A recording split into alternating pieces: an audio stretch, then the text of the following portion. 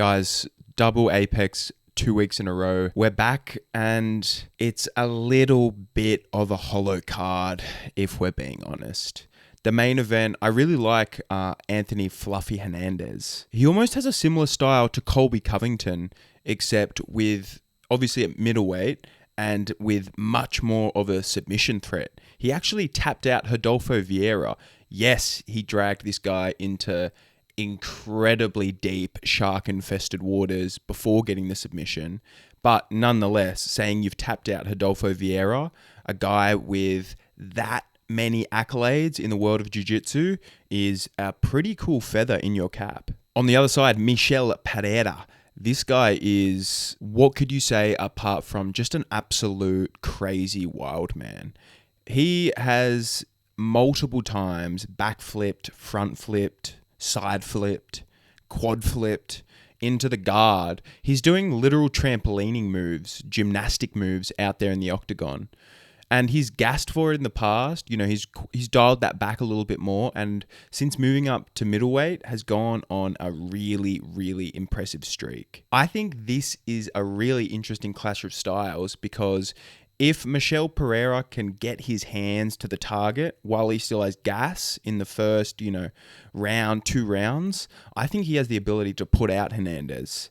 But with that being said, Hernandez has faced really good strikers in the past. Just fought Roman Kopylov, another guy who I'm really high on in that division. Great kickboxer, and he manhandled and ragdolled him. So that was a really impressive win. The craziness of Michel Pereira is something I think that can catch out Fluffy Hernandez in this matchup. Hernandez has got to be really, really careful, like I said, for the first 5 to 10 minutes. Got to be pushing that pace, but in an intelligent way. He still needs to make Pereira work to get him tired, but, he needs to be careful of what's coming back because, like I said, Pereira throws out some of the wildest shit known to man. Hernandez, one of my favorite guys to watch in this division, just purely because, yes, he pushes a grappling heavy game, but it's a really, really exciting one to watch. He takedown attempt after takedown attempt after submission attempt, always looking for that neck. He's got a really, really interesting technique where he goes for this arm-in guillotine off the back. He's threatening the back take from that turtle position and will just wrap up that arm-in guillotine and just jump it every single time. Even if he's not getting the tap, he's forcing people to work out of these dangerous positions. And I think he has the ability to get Michel Pereira very, very tired in this fight. So like I said, it's a massive clash of styles.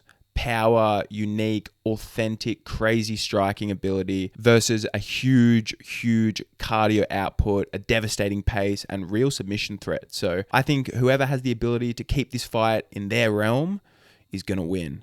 And I'm really looking forward to seeing that happen. We've got a really interesting co-main event as well. Rob Font taking on Kyler Phillips. Kyler Phillips, a guy who again trains out of the MMA lab. They seem to be producing killers at 135 pounds. We saw that last week. Not a great performance from Bautista, but another guy out of that camp who's putting together a really nice win streak. Kyler Phillips gets a big name here in Rob Font. Font has great boxing, but I think he's just too one-dimensional, unfortunately. We've seen with these young guys coming up who have the ability to mix it all together, they're going to be a step ahead of a sort of specialist like Rob Font. Yes, he's well-rounded, but he likes to box, and I think Kyler Phillips, he has the ability to keep this fight at the ranges where he'll have the advantage. So Kyler Phillips, I think he should be the sizable favourite going into this matchup. Rob Font has shown to be a little bit past it now, taken a lot of damage, and I think he's going to be in real danger wherever this fight is. Charles Energy Johnson. This guy is one of my favourites at flyweight. I saw him on the Tiger Muay Thai tryouts back on a few years ago on YouTube. If you guys haven't seen that series, go check it out. It's an awesome insight into the brutal lives of these Muay Thai MMA fighters in Thailand. Energy Johnson, won a fan out of me on that show.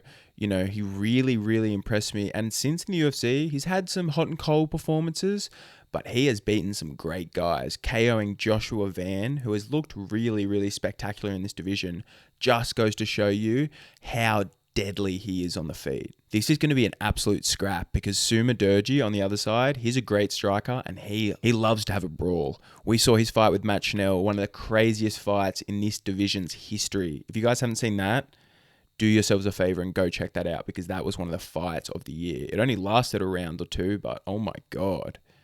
Sumudaerji loves a scrap. Charles G loves a scrap. This is going to be a really, really interesting fight. I think it's going to take place on the feet. I'm super interested to see how the styles match up on the feet and who's striking is going to come out on top here. Jake Hadley.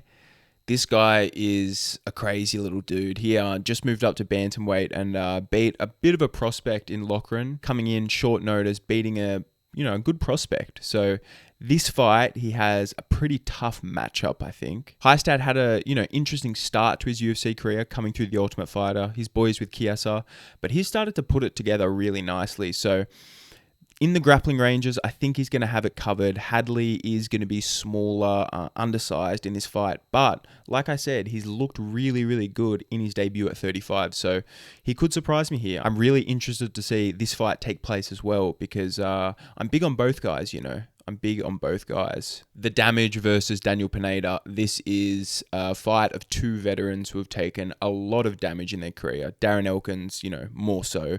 It's his fucking nickname, for God's sake. The guy's got it tattooed across his chest. Live by the sword and die by the sword. That's going to catch up to him later in life, but as a fan and how much entertainment he brings into the octagon is wild.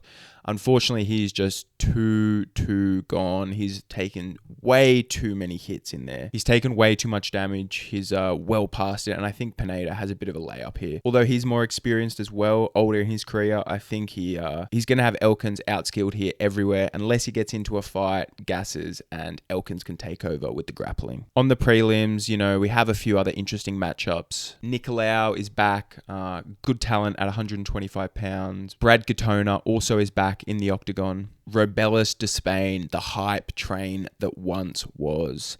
He got absolutely crushed in his last one. The hype died so bad. He's back against Austin Lane. He should get another first round knockout. So interesting to see how that, has affected his mindset because that was a big fall from grace so early in his career as well. So interesting. He's opening up the card.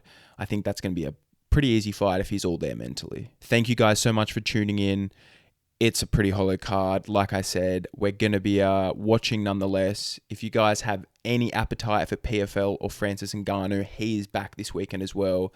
As an Australian, Tim Tszyu, big boxing match, he's back. So there is some combat sports outside of the UFC. Regardless, we're going to be watching this Apex card. If you guys could like, subscribe, I would really, really appreciate it. Thank you so much, and we'll chat soon.